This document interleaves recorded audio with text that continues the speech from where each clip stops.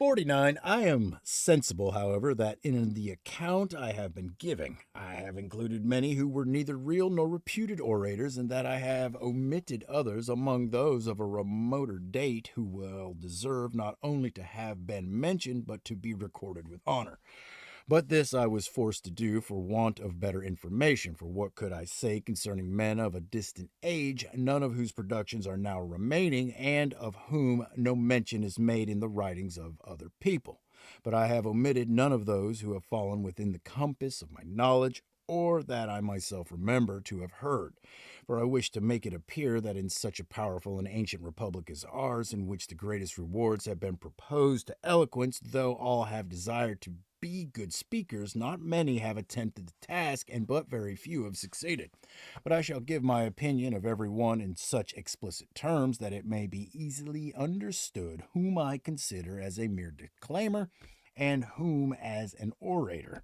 About the same time, or rather something later than the above mentioned, Julius, but almost contemporary with each other, were Caius Cota, Publius Sulpicius, Quintus Varius, Gnaeus Pomponius, Caius Curio, Lucius Fulfus, Marcus Drusus, and Publius Antistus. Yes, for no age whatsoever has been distinguished by a more numerous progeny of orators.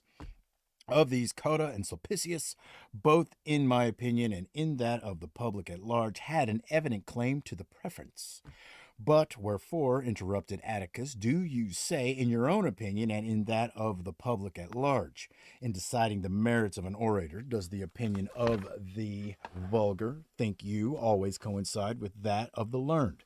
Or rather, does not one receive the approbation of the populace, while another of a quite opposite character is preferred by those who are better qualified to give their judgment? You have started a very pertinent question, said I, but perhaps the public at large will not approve my answer to it. And what concern need that give you, replied Atticus, if it meets the approbation of Brutus? Very true, said I, for I had rather my sentiments on the qualifications of an orator should please you and Brutus than all the world besides. But as to my eloquence, I should wish this to please everyone. For he who speaks in such a manner as to please the people must inevitably receive the approbation of the learned. As to the truth and propriety of what I hear, I am indeed to judge of this for myself as well as I am able. But the general merit of an orator must and will be decided by the effects which his eloquence produces. For, in my opinion at least, there are three things which an orator should be able to effect, viz., to inform his hearers, to please them, and to move their passions. But what qualities in the speaker each of these effects may be produced, or by what deficiencies they are either lost or but imperfectly performed, is an inquiry which none but an artist can resolve. But whether an audience is really so affected by an orator as shall best answer his purpose must be left to their own feelings and their decision of the public. The learned, therefore, and the people at large have never disagreed about who was a good orator and who was otherwise. 50. For do you suppose that while the speakers above mentioned were in being, they had not the same degree of reputation among the learned as among the populace? If you had inquired of one of the latter who was the most eloquent man in the city, he might have hesitated whether to say Antonius or Crassus. Or this man perhaps would have mentioned the one and that the other. But would any one have given the preference to Philippus, though otherwise as a smooth, a sensible, and a fastidious speaker? That Philippus whom we, who form our judgment upon these matters by rule of art, have decided to have been the next in merit. Nobody would, I am certain, for it is the invariable prerogative of the accomplished orator to be reckoned such in the opinion of the people. Though Antigenides,